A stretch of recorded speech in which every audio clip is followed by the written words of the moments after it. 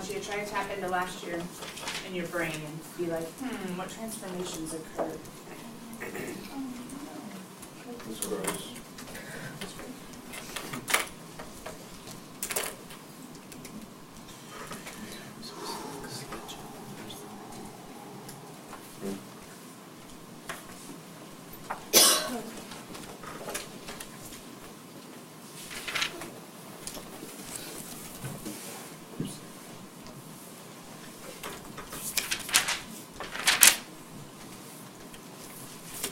All right, what's the table for the first one? It should have been easy, yeah? What is it? Standard parabola, right? With our vertex at the origin, we have our 1, 1, we have our 2, 4, sorry, negative 2, 4. We have our 1, 1 and our positive 2, 4. We can continue, right? He's just a normal parent function. Okay, what happened with the next one? Fill in my table. 13, 7, 0, 7, 3. Oops. It's 5. It's 5. Oh, yeah. It's 5 instead of 0, I believe. Yeah. Or wrong. I was thinking. Got you. 13, 7, 5. Yeah. Okay. Hey, look, they're both symmetric, right? Yeah. Because this one folds, you can see it right here. There's the vertex. How did I figure out that the vertex was at 1 instead? Do you see how my tables are centered differently? How did I do that? Interesting. Let's get going. So what happens when you graph? I have it over just a little bit. I have my negative 1, my 0, 1, 2, and 3. I have 13, should be way up here. 7, 5, 7, 13-ish. All right, what happened to him? Talk it out. He shifted to the right, and he shifted up, and that was it? No. And it stretched by How? 2 over 1. What kind of stretch? Horizontally. No, Vertical. Oh. That's a vertical stretch. It's a vertical stretch, but why? Because it's not Affecting the... What was the change in y's from the vertex to 1 point removed? Just 1, right? It was 1 away, then it was 3 away from there. But what's the change here? 2. 2 away, and then what? 5. 6 away. Huh. Wait a minute, does that make sense? So horizontally stretched by 1 over 2. This was 1. This was 3 with our delta, right? And what's this one? 2. And what's this one? Why does that make sense? Because it's proportional by 2. The y's got doubled, or the change in y's got doubled, so it got vertically stretched. Anyway, this is all discovery. Technically, if you have some nasty function in homework and you can't figure out what to do with them and you're not allowed to use your calculator, could you play around with the table? Yes. Is it always super helpful? Hopefully we can do better than that. So let's start doing better than that, huh? And let's start with reviewing shifts. So back in our composition book, new section, new side, 1.7.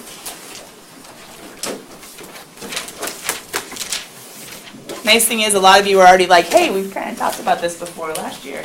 And you're most definitely correct. But when I said something about it yesterday, there were a lot of groans, which means we've seen it. That doesn't mean that we like it.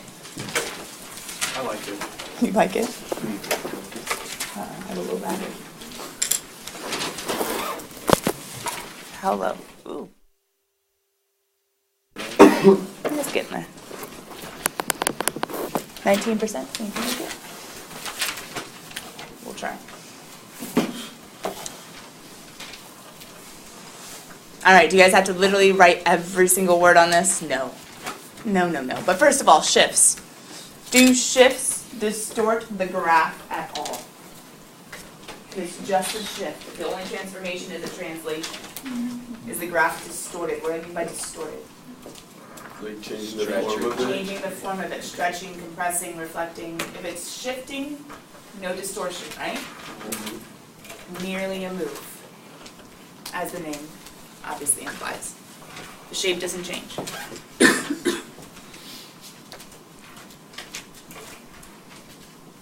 Now this whole little table is just basically saying let C be a positive real number. So we're saying, okay, we're adding a positive real, we're subtracting a positive real. But if we have a function with an addition on the outside, that's going to be a vertical shift up, right? If we have a function with a subtraction on the outside, that's going to be a vertical shift down. Why vertical? Por qué? Pourquoi? How come? Oh, because it's on the outside. It's on the outside. And who is f of x? These are the Y. y's. The y's of the function. So the y's are getting or adding c, or the y's are subtracting c. Remember how to remember? Because in the next example, it's no longer on the outside. Where is it? Inside. On the inside, it's happening to the x's. So my x's are shifting. Now, why is this weird? Horizontal shift to the right. Remember? Oh yeah, horizontal is opposite way. Uh-huh. Horizontal is opposite what you think. Vertical is the same as what you would think, naturally. So x minus c, there's x minus a number. It's going to be to the right, and if it's x plus c on the inside, horizontal shift to the left. This is just to have you guys remember. I'll give you a couple more seconds. It's going in your notes, but hopefully where is it going to stick? Your brains. Yeah, exactly. It's going in your notes now. Hopefully it's sticking in your brains later. Now the nice thing is, before we move on though, for the entire section of transformations, trying to keep straight the vertical ones from the horizontal ones. The vertical are always going to happen on the outside. The horizontal are always going to happen on the inside. So if it does help just a little bit to visualize color code, etc., you could always think, I have vertical on the outside of my function, vertical on the outside, horizontal on the inside, and horizontal on the inside. Okay? Let's see, one more thing for us to, do I have examples? Oh, I do have examples. Okay, we'll go there. You guys ready? Yeah. Okay, so then if I was to go ahead and write down an example, I could do it two different ways. One way is I could give you like a random graph and say, hey, do this transformation to it. And that way I wouldn't even tell you a function. Or I could just give you something like graph g of x is equal to x cubed minus 1. And how could I expect you to be able to graph that?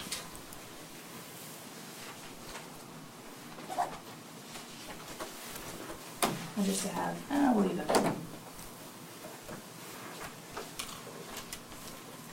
We see the shift, right?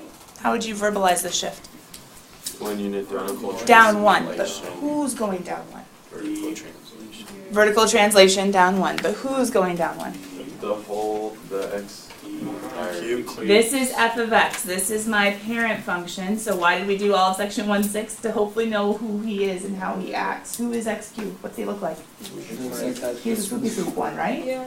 So if we're just going to sketch it, we could go ahead and, well, wait a minute. Where was his important point? That origin. It was at the origin, so we're just going to take the origin and shift it down 1, right? And we can approximate. Now how can we make it better? We could do a table.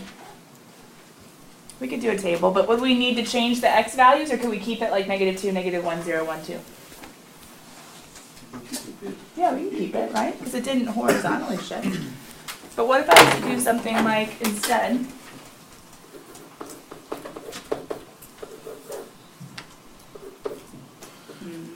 no, I can't do that yet. You guys aren't ready. Okay. Describe. What's the transformation of the green one? Vertical translation. Not vertical, it's under the square root. Oh. You see it? Who's the parent function? Yeah. Root x. And where's the plus 1? Inside. Yeah? Yes. If it was outside, that'd be vertical. So since it's inside, it's horizontal. And since it's horizontal, we're moving to the left. left, right? Oh, but who was square root of x, and what did he look like? He looked like that. He was like a little swoopy swoop, right, from the origin? Okay, so what am I going to do with him? Move from one to the left. Move him one to the left, and then I can have pretty much the exact same. Now, if I was to do a table, remember for this one, tables aren't necessarily always bad. I think they're looked down upon a lot. Like counting on fingers, but actually people who count on their fingers are smarter. Anyway, or they are shown to have a new study. Have I already told you this? I think I've already told you this. There's a new study out that people who learn to count on their fingers usually end up having more success in math. Go figure. You're like, hey, so got this. But anyway, this one, remember the -2, -1, 0, 1, 2 was totally fine if you did need to go that route. But this one, where would we put this instead? Well, hold on. The square root of x usually starts where? The origin. So instead of starting at 0, we're going to start at -1, yeah? So we could do like 0 and 1 and 2. So we have to consider a few different things if we even go to a table. It's a not bad technique to go to a table if you need to get a picture. But you still need to think of the square root function starts at 0. Oh, it's shifted, so I'm going to start at -1 if we need a precise picture, right? Let's keep going. So we have a vertical shift and we have a horizontal shift, and of course we could put it all together and have something a little bit more fun, but now we'll keep going. Good? Some of you might have thought we were going to dilations. Let's save that till the end. Let's go to reflections. Reflections. Does the shape change? No. But what does change? The direction is one way of putting it. The orientation is another way of putting it. Reflections or mirroring. The shape doesn't change. There is no stretch, there is no compress. But the orientation or the direction does.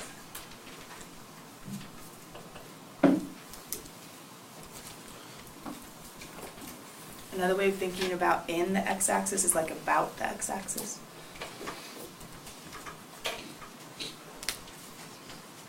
What's happening to the outside or to the inside to get that reflection? There's a negative, so the sign is going to change. So if it's on the outside, the sign's going to change one way, and if it's on the inside, the sign's going to change another way. It's being multiplied. So a negative by the outside, a negative by the inside. Now, but a second ago we were talking about how on the outside means vertical, right? But what do you see in the wording? I see x. That doesn't make sense. Aren't x's horizontal? Unless you think about, doesn't reflection about the x-axis mean that we're doing like an up-down flip, right? So this is going to be a vertical flip. What was up is down, and what was down is up, and we'll see that in a second. And then the next one, on the inside, horizontal. Where's it going about? It's just like a little rotation arrow, just to think about mirroring going to the other side. It's going across the y, which means it's going to be a horizontal flip. What was on the right is going to be on the left. What was on the left is going to come over to the right. So does our outside, inside still work? Yeah. Just the wording is going to be a little funny, because a vertical flip means across or in the x-axis. And a horizontal flip, we would say in the y-axis, because it's going about the y-axis. Ready for examples? Okay. So what if I was to ask you to graph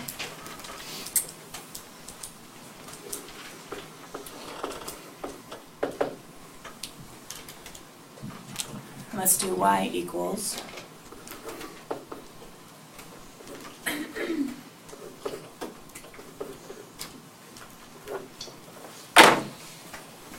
you use a table if you would like, thinking about absolute value and how he behaves or acts.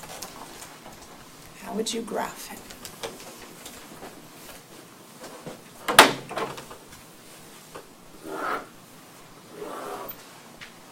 How would you graph him? Who's our parent function? X inside the, what are those? Absolute value. What does that graph look like from yesterday? You can look back if you need to. What's absolute value look like? He's the V, right? Plug in a 1, get out a 1. So if we want to think about who was there before, plug in a 1, get out a 1, plug in a 2, get out a 2 of normal absolute value. I'm just going to do dotted. That's absolute value of x. Negative 1 is also a positive 1. Negative 2 is also a positive 2. Okay, what's happening to him? He is being flipped. Flipped how? It is going to the left. Across the, it's on the outside, so we're going to flip it down. Does that make sense? A vertical flip? So on the outside, we're going to flip down. But what else is going on? I heard someone say horizontal, and I like it. Keep going. The horizontal. Horizontal, shift, and I'll just say left, which means horizontal 1, right? So now can we maybe graph this a little better? So if we were to go down, we would have it here with 1, negative 1, 2, negative 2, negative 1, negative 1, negative 2, negative 2. And then to get the entire graph, we could say down 1, left 1, down 1, left 1, down 2, left 2, down 2, left 2. There we go. Now, does your graph start to get really complicated if you're graphing all the pieces? Yeah. But is it good still to think through the pieces as far as what's the parent function? What happens? What happens? Okay, there he is. Once again, we can use a table if we need to. But if we can visualize the parent function and then do each of the transformations, it's usually a little easier. Jesse? How do you get the parent function again? You have to look and ask yourself the question, what changes occurred? And I see the +1 on the inside, and technically I was showing those with blue. I see a +1 on the inside, which is a shift. I see a times a negative on the outside. Take those away, and what's left? He's the parent function.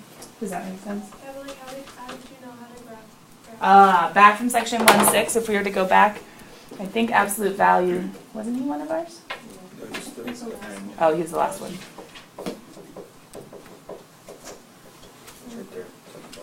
There he is. Sorry. Yeah. So then it was just one of those, and you can even think of, technically, if I were to come back here, he's one that you want to get familiar with, but if you needed to, you could think of absolute value of x, make his own little table. You know what I mean? With your -2, -1, 0, 1, 2. And when you plug into absolute value of x, remember you keep the numbers, sorry, but you make it positive. So that's where my v comes from. Okay. Let's keep going. Distortions. All right. Technically, our book calls these the non-rigid transformations because the graph, the shape does not stay the same. And that's where all the size come in. However, before we start really grappling with this, let's at least talk about, does the outside, inside still work? Yeah? If we're multiplying by a number, technically a positive number, because remember the negative we think of as a reflection. He's kind of separate. If there's a negative number being multiplied, the negative means one thing and the number means something else. So we're saying just if there's a positive. On the outside, vertical stretch, and it's the way that we think.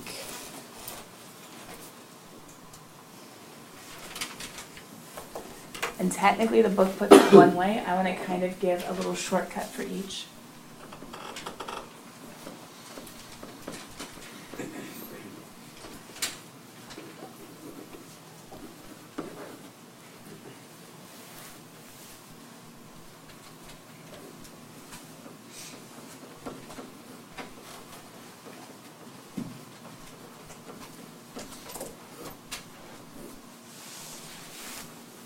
So when it says vertical stretch, technically it's by what we would say by a factor of, or by multiplying.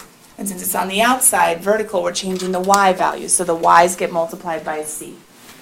And to be honest, it's the way that you would think to do it in the sense of if 2 is on the outside of the y's, all the y's get doubled. Everything is twice as high or twice as low. The horizontal one, though, just like the shifts, are backwards of what you would think.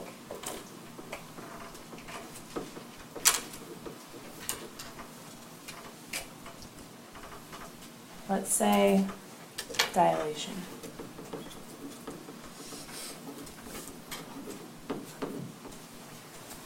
Instead of multiplying by C, we multiply by the reciprocal of C.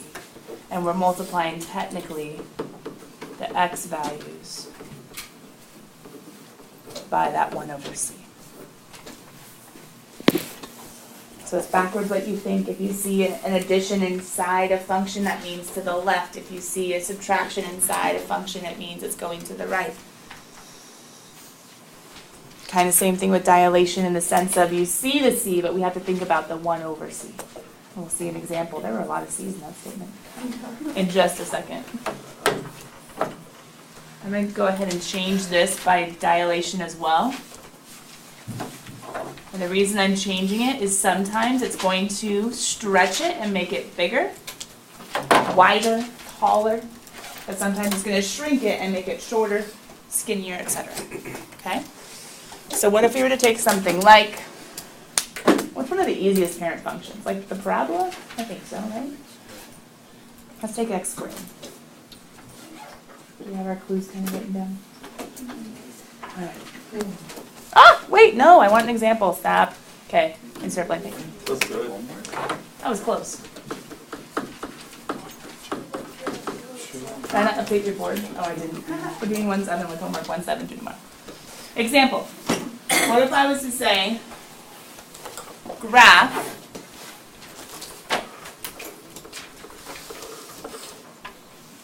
let's do two different ones. Let's do f of x is equal to 5x squared. And let's do g of x is equal to why did I do this one?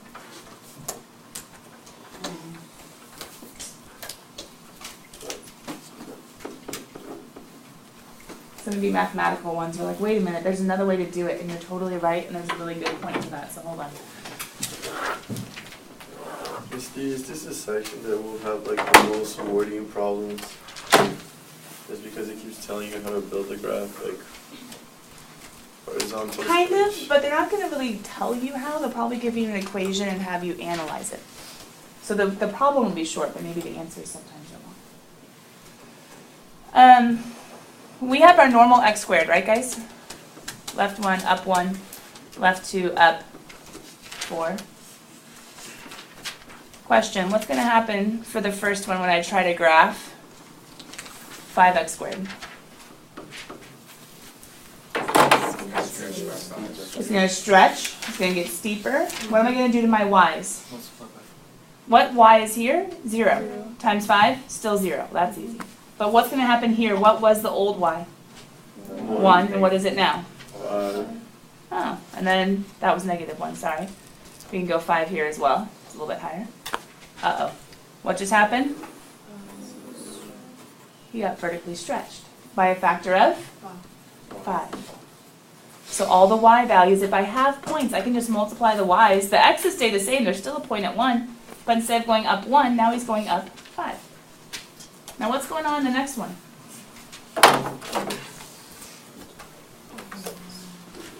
I could say horizontal shrink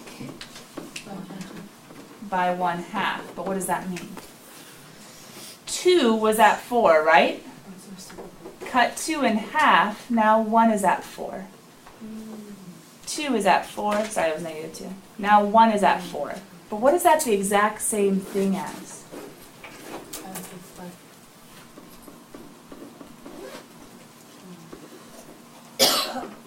The horizontal shrink ended up to be a vertical stretch. Interesting. You could say it two different ways and they're both right. Now that's with a squared function. Some other ones, when you have a square root, maybe you can't do the whole like, hey, it's the same thing as, because you can't simplify. But if you can simplify, maybe there's more than one way of saying it. I want you guys to go play around tonight, section 1-7. I apologize, I didn't change the backboard. I forgot about you guys for some reason. Homework number 7 due tomorrow, but can transformations get hard? Yeah. So come tomorrow with questions that we can go over, okay? And we'll dig a little deeper on ones that have all of them all at the same time, and how do we figure out which one to do first or second or third, etc. But go tackle that homework tonight, due tomorrow, attempt it, and we'll try to work out the kinks. Is this Tomorrow. one like yesterday's As well. with like 12 problems, or is There's it not like, very many tonight, did anybody look at or is it? it like 1-4 and there's I like think it's kinda 30? short, I think it's like less than 20, maybe even less than 15. Not many. Go have fun, bye guys. Let me see.